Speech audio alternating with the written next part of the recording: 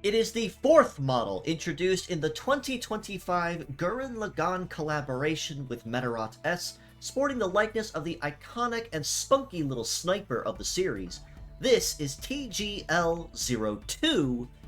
Yoko Littner, with a kit of Shoot Full Charge, Emit Shot,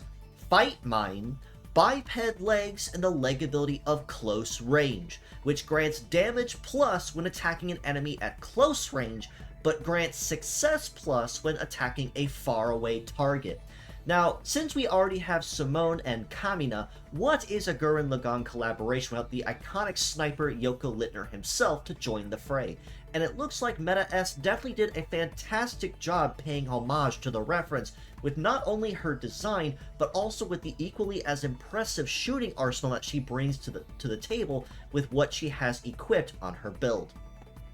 Shoot Full Charge on the head is a special skill, so it doesn't quite align with any of the other specific categories, and thus requires no metal mastery. But, simply explained, Shoot Full Charge will eat the user's head HP to completely cap out their Metaforce gauge, but also apply a stack of Shoot Boost to self, which will boost the damage dealt by shooting attacks of self up to 50%.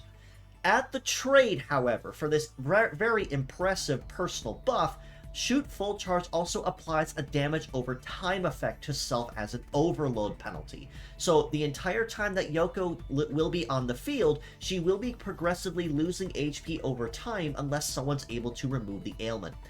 But given that it does allow her to use anything CG reliant right from turn 2 onwards, with a very potent shooting plus damage buff on top of that, I think being able to tank a damage over time for a couple turns, if you're quick enough, really will be the least of your concerns if you shoot fast enough and hard enough. Emit Shot on the right arm is a shooting based skill that it has a very unique damage condition, but if that condition is met, makes it absolutely catastrophic to anything that stands in its way. Emit Shot, upon activation, requires a minimum of 30 CG to use right away, otherwise you can't even select the skill on her turn. However, upon consuming 30 CG, it will massively boost the amount of damage by double or triple, on top of also granting a piercing effect to the attack in question. And given that the base power of this sucker is over 2100 by itself, this means that even if it's only at minimum a double damage bonus, that's going to be extremely painful before anything else comes into play. Plus, with a very impressive heating and cooling of over 800, Yoko is going to have no trouble whatsoever running back and forth from the line to fire as many shots as she deems necessary. The only drawback is, again, if you don't have any charge in your gauge, you will not be able to fire off anything from Emit Shot and unleash the damage it has. A success of 1054 is also really nice too, as this does mean she's going to have a pretty solid time with these attacks actually landing when she does go to fire. Fight Mine on the left arm, and the only new skill that she is introducing is a brand new setup skill being introduced into the game. Explained simply, it basically is a gunpowder attribute melee trap, but has a very unique damage condition. Contrary to other traps which have a fixed amount of damage relative to rarity of the trap typically, this one however will scale the punish damage it deals on triggering relative to the amount of damage and overall power of the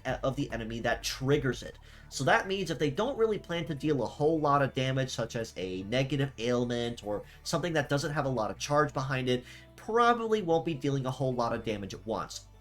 But if it is triggered by someone with an exceptionally powerful melee attack, such as, say, Ghost Ghost Claw, Beam Sword, or something similar, that's where the damage is going to really start kicking in. And with that scaling damage, it's going to mean it's going to break things really, really easily, or make it exceptionally easy for others to do so if they choose not to trigger the trap more than once after learning the hard way. However, with it being a gunpowder attribute skill is going to be a very unique case here, because given that it now has an attribute means that it may have the possibility of being negated under specific circumstances, but that will be entirely relative on if the enemy in question is also able to possibly negate the gunpowder attribute. But even then, just because that attribute is certainly not anything to sneeze at either. With a base heating and cooling of over 700, you can fire off this bad boy exceptionally easy without having to really relay it down or have to take turns doing so.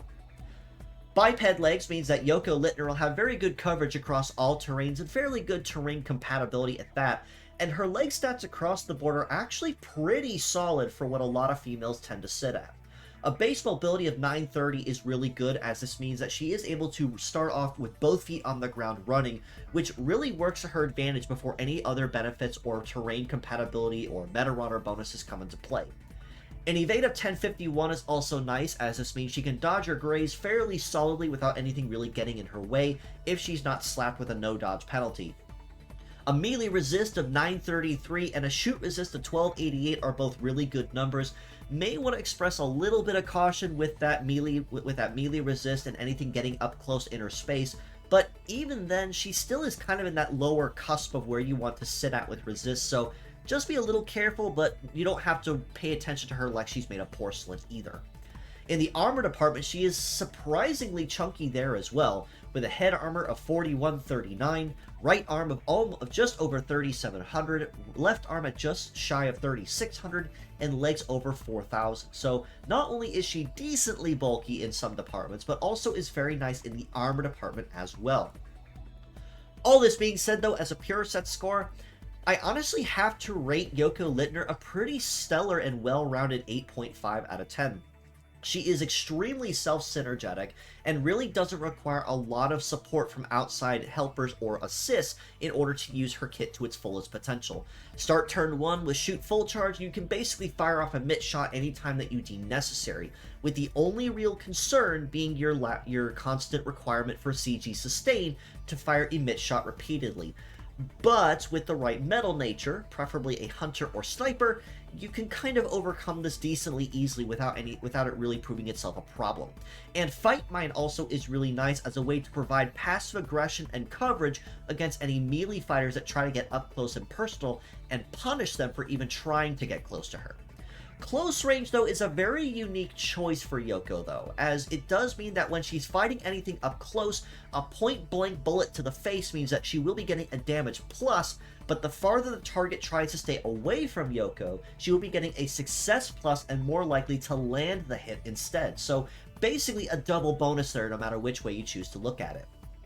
As mixed parts, I do have to rate her equally at an 8.5 out of 10 for these same reasons. Pairing shoot full charge and emit shot is kind of self-explanatory, but if you choose to pair it off with another mixed range shooting part, such as, say, Gatling, another shooting skill, hyper missile, or anything else like that you could possibly fit on there, that also could benefit from shoot full charge very easily. And if you choose to use her legs for anything, close range is an exceptionally user-friendly ability for its